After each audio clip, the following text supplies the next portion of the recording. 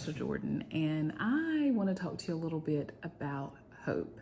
Um, Throughout some years now, I've been on my journey of healing, and it's taken me on a lot of different avenues. God is amazing on what He does and how He brings you to where you need to be. And so I wanted to do an introductory course based around hope, because hope is really what is needed. And then I ran across an amazing book by Dr.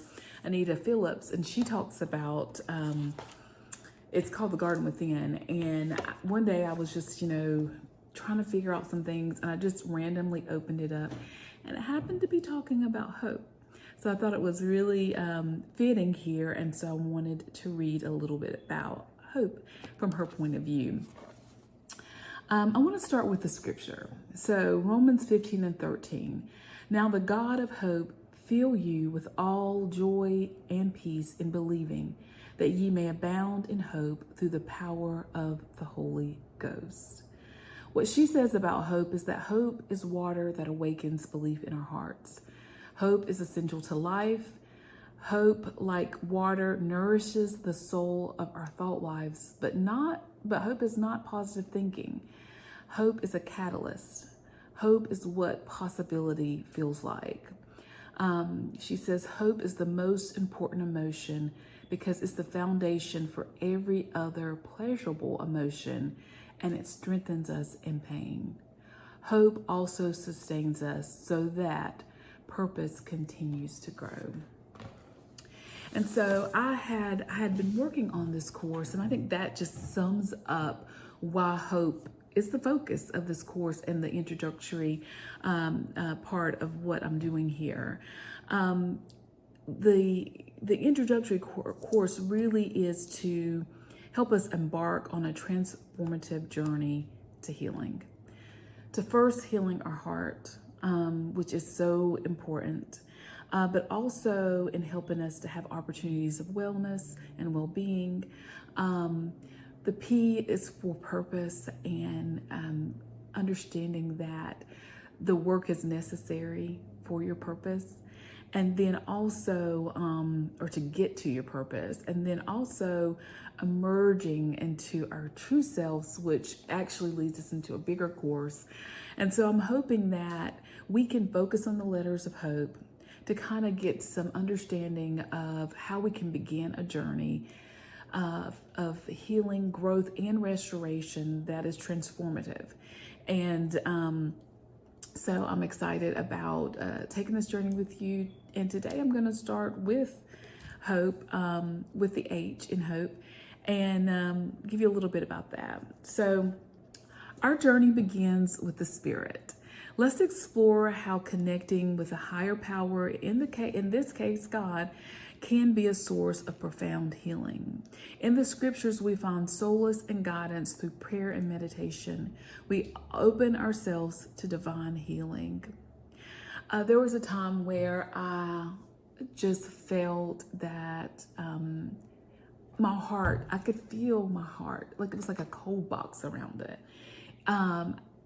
And I was just so concerned. And then I realized that is sadness.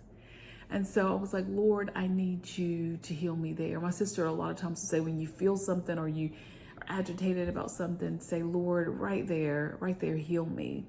And I felt like whatever that was is a place where I needed to be healed.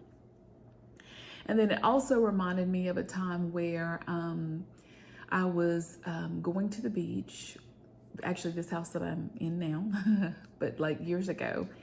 And I was reading an article in a magazine, and it was talking about kintsugi, which is an art form from the Japanese that talks about when something's broken, they don't discard it. They actually put it back together by mending it with gold, which makes it more valuable. And that spoke to me so loudly because I felt like God said, that's what he's going to do with my broken heart, with that sadness. He's going to put it back together with gold, but it's the value that's going to come from having the experience and healing from the experience will far outweigh what it originally was. And so I just decided to trust God. Just trust Him. Because when you're disappointed and you're feeling stuck without hope, that's a dangerous place. And when you can, just a morsel of hope can make all the difference. So, in our pursuit of healing, considering reflecting on scriptures that resonate with your heart, allow God's presence to permeate your spirit, bringing comfort and restoration. Something that's really helpful for me that I use is Soul Space. It's an app that you can get on your phone. There's a free version and one that is paid. And basically, I listen to it pretty much every night. And she does meditation based on the scripture, but she also, brings in breathing and techniques and kind of just sitting still and listening to what God has to say to you. And it's been restorative for me. And so I encourage you to check it out. Also now, and I guess in the new year, they've added a journaling component. So if that's something you're interested in, which I encourage that too, when you are healing your heart, one thing that is really beneficial is something called expressive writing. Expressive writing is really basically, writing down everything that you want to say about an issue. Something could have happened.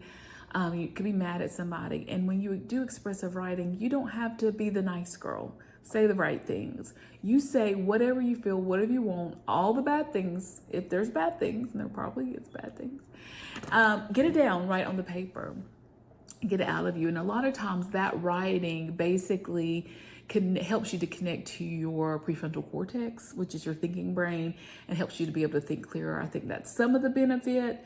They don't know all of why this works, but they just know it does work. So getting it all out, everything, even the mean things, don't worry about spelling, grammar, just get it out of you. Let it process out. And then sometimes you come up with solutions, and sometimes it was just the act of getting it out. And then afterwards, the main thing to do is to rip it up and tear it away.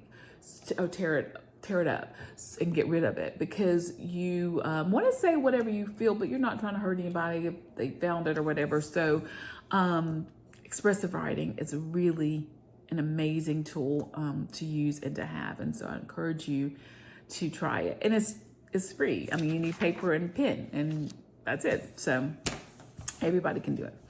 So moving on. So by nurturing your soul, which is your mind, will, and emotions, you create a foundation for emotional healing and resilience. So transition a little bit to the body in this healing process. Like, your body is about survival, and that's the way we were made, and that's good. Your amygdala, which is a part of your brain, is constantly looking around for threat, trying to see if there's any threat around. And so the amygdala can basically recognize threat in a quarter of a second.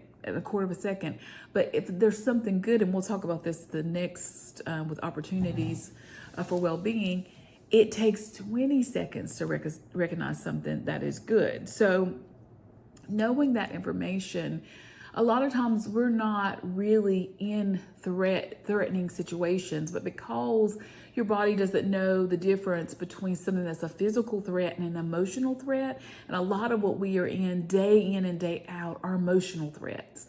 What somebody's thinking of me, or did I do something wrong, or just whatever.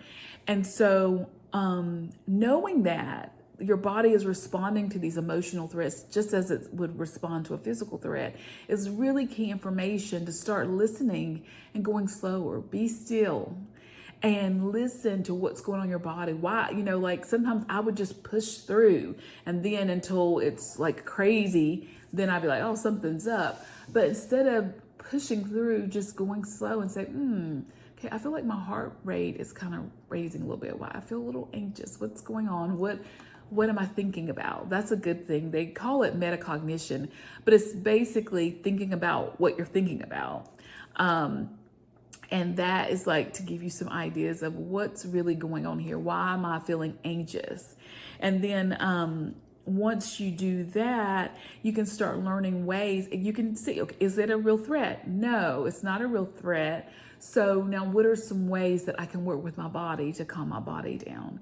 And there's so many. The first one that I would say, and I'm actually kind of moving in and out of all the letters, but just work with me, is breathing. Breathing is key. And you always have your breath. In the next session, we'll talk a little bit more about breathing, but I would say breathing is definitely one that you want to go to. And then another one is somatic exercises. Somatic exercises are really important. I remember the first time I was learning about this stuff, and I was in a workshop, and she was like, so, she's given all this information. It was like a 2-day or more workshop. It was about the end. And she was like, so if this is happening to you, that means you have an overactive amygdala. And I was like, oh, I think I have an overactive amygdala. And so I was kind of freaking out. And then after that, I'm like typing we're on Zoom, so I'm typing in the chat box, what is an overactive amygdala? What do I do with that? I think I got it. And she was like, somatic experiencing. And so from that, I went on a journey like for years now, a couple of years, in learning about my body and what's going on and what God says about it. So it's quite an amazing journey, and I encourage you to do it too. But somatic is basically, it comes from the word body. It was like body. And so basically you are listening and feeling what's going on in your body and addressing whatever that need is. Instead of pushing through, ignoring it until, your back's been hurting for years, me, or something like that. Like, you actually address it and listen to it and process through it. It's very important. And finally, we want to prioritize rest. And it's just like the scripture that says, be still and know. We can rest. We can take the posture of rest when we know that we can trust in God because of who he is and who we are to him.